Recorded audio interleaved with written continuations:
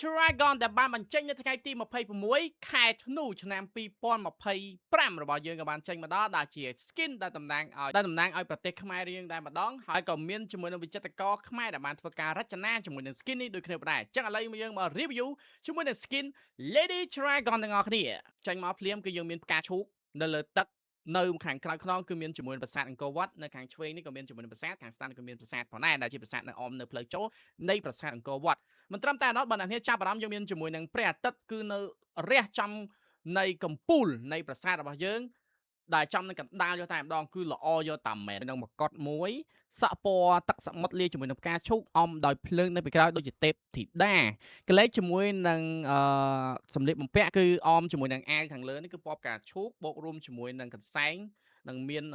កន្លះនៅចុងខាងនេះណាជាកន្លះអាវមើលទៅបាទជាកន្លះអាវនឹងមានកន្សែងដែលនៅលើដៃរបស់គាត់កំពុងត្រនោះគឺមានរាងការ design ចេញដោយរូបផ្ការំដួលនៅលើនោះយកតែម្ដង wow skin នេះគឺលយមែនតើចាឥឡូវយើងទៅតេស្តជាមួយនឹង skin effect វិញម្ដងមួយនឹង skin ទី1 Yin Yang មួយភ្លឺមួយកង្កឹតជះទៅជាមួយនឹង hero មានជាមួយនឹងលើទុនលើខ្លួនអ្នកគ្នាស្រួលមើលចំណែក skin ទី2យើងក៏លេខជាមួយនឹង effect នៅលើដីមានបាច់ចម្លាក់ខ្មែរក៏ដូចជាផ្ការំដួលដូចគ្នាប៉ុណ្ណេះតំណាងប្រទេសកម្ពុជាចឹងយើងលេខជាមួយនឹង teleportation របស់គាត់មិនត្រឹមតែមានជាមួយរូបនាគហោះពេលដែលហោះទៅដល់ក៏មានជាមួយនឹងរូបប្រាសាទអង្គរវត្តឲ្យយើងឃើញយកតែម្ដងពិតជាអស្ចារ្យមែនទែន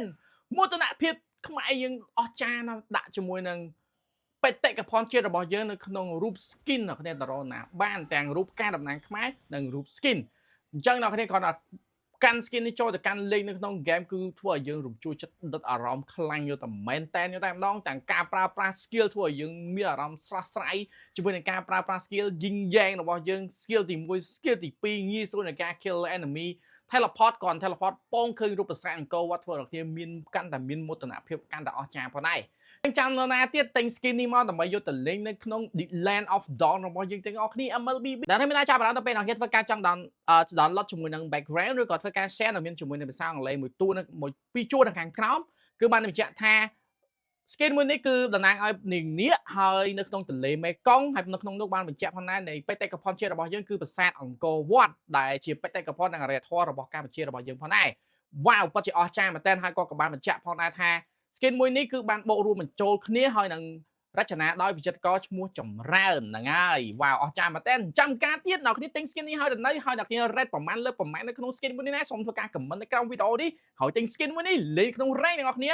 MLBB ទាំងអស់គ្នាជាមួយនឹង The Land of Dawn ផងដែរ